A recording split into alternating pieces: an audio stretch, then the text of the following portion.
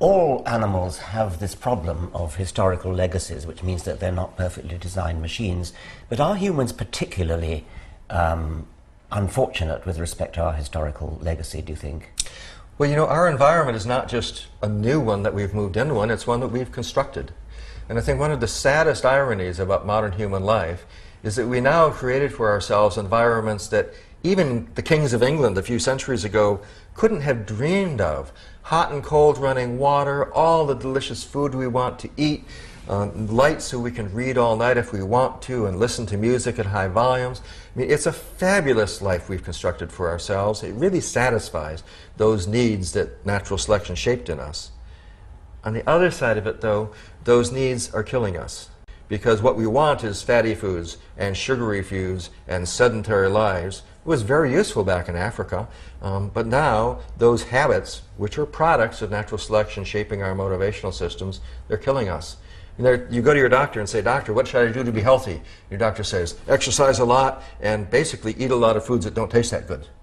And sadly, we were designed to pursue the foods that were in short supply in Africa.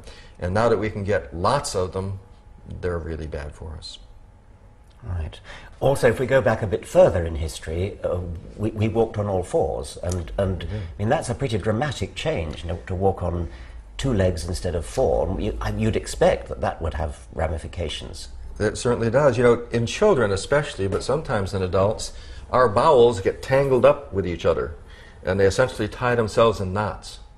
You'd think that, you know, natural selection would have fixed that.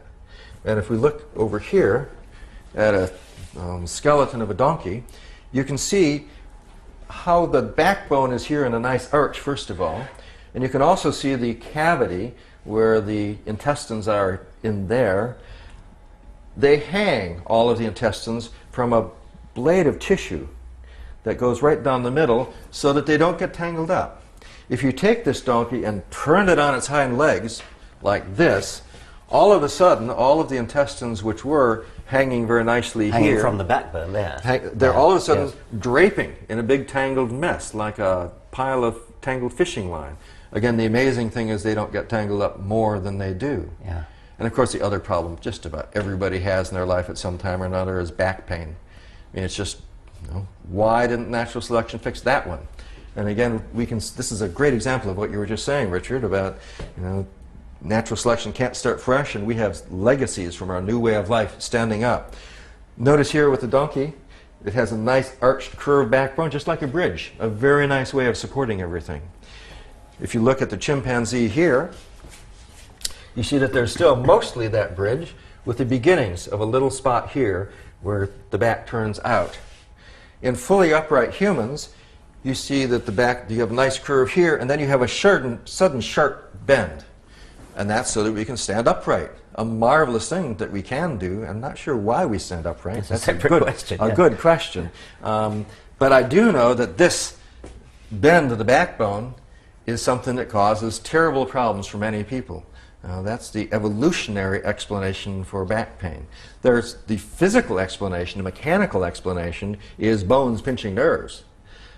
But that's the mechanical explanation. The questions we want to answer are, why did natural selection That's a very good illustration, because doctors will always tell you what the problem is. Your bones are pinching your nerves. Right. But what you're asking is, well, why is that happening? What's the historical reason for that? Those of us who are trying to advance evolutionary applications in medicine would like to see every medical textbook for every disease have one more paragraph.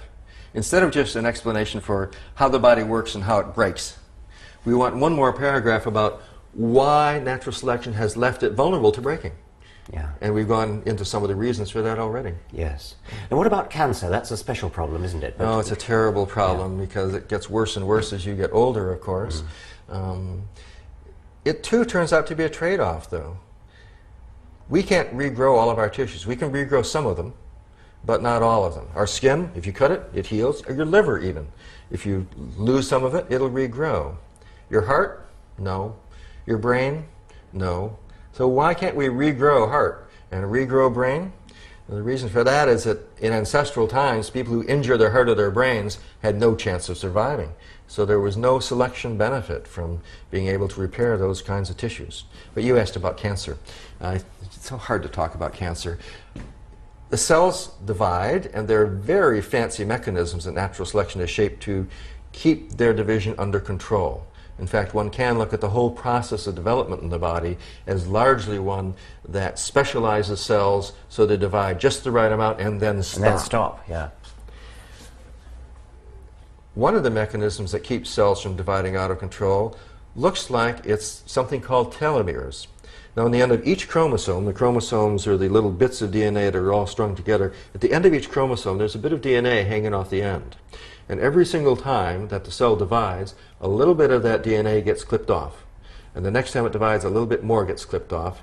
Basically, it's just the unraveling of the rope at the end, and there needs to be a little spare at the end.